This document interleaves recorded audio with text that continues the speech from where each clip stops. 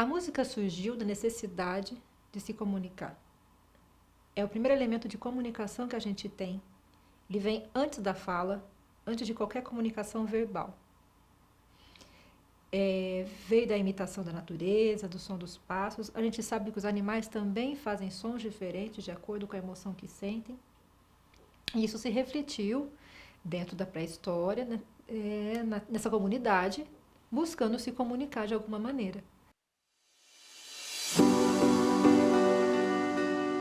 Então, começa com sons sincopados ou sons que são marcados.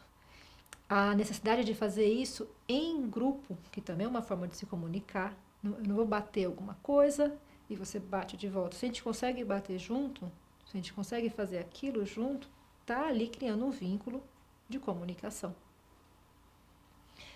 Se eu tenho um grupo que está em ameaça, antes de brigar, antes de gritar, de fazer qualquer coisa, essas pessoas organizavam, tinham um som de defesa do seu grupo, uma música curta e simples, mas faziam isso para mostrar, para intimidar.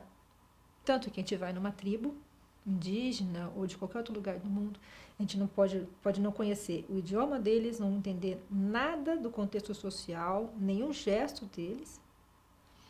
Mas se eles tocam uma música, de longe, você sabe se aquilo já é uma ameaça ou se você está sendo bem-vindo. Falei agora há pouco, por exemplo, a gente acompanha às vezes na Copa do Mundo, na Olimpíada, pessoal que vem da Austrália, Nova Zelândia, que eles têm o costume de fazer uma dança dos nômades de lá, e aquilo é extremamente intimidador, em que eles batem nas pernas, batem aqui e criam aquilo, passa intimidação e é uma forma de comunicação.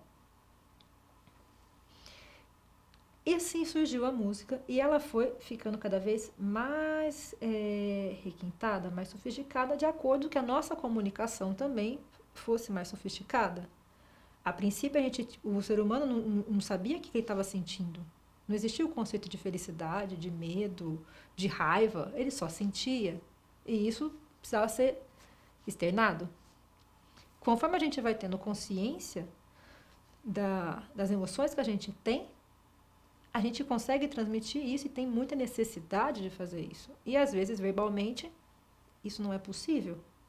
Tem gente que pinta quadro, tem gente que precisa dançar, tem gente que precisa ver uma dança para tentar sentir aquilo e entender o que está sentindo. A música é uma das maneiras mais sofisticadas que se tem de fazer disso. Porque tem música instrumental, eu não preciso nem falar. Na música instrumental, eu consigo passar várias e várias emoções e sensações. E a gente precisa viver elas. Quando a gente tem esse contato com a música, que é essa comunicação que não precisa ser verbal, e consegue se comover, a gente desenvolve uma capacidade de empatia com outras pessoas também. A gente consegue sentir aquilo. E às vezes eu não vou saber o nome, mas eu sinto.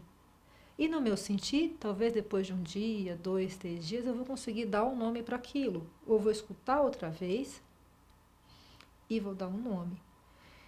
Então, a música existe porque a gente precisa se comunicar. E precisa se comunicar de uma maneira muito efetiva várias vezes. E às vezes a maneira mais efetiva não é simplesmente falando. Eu preciso ter uma melodia. Eu preciso que tenha um acorde na orquestra que venha e tome forma e me invada de repente como se fosse uma onda que me derruba ou que me leva para cima. É muito importante a gente ter essa possibilidade de vivenciar o que a música te propõe sem ter um nome.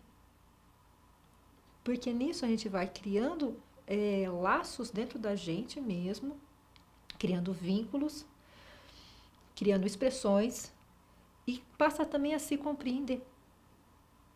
Passa a entender como você reage perante alguma coisa. E também tem a música, além dessa parte de comunicação de sentimentos, de emoções e tudo mais, é um meio de comunicação muito forte para outras coisas.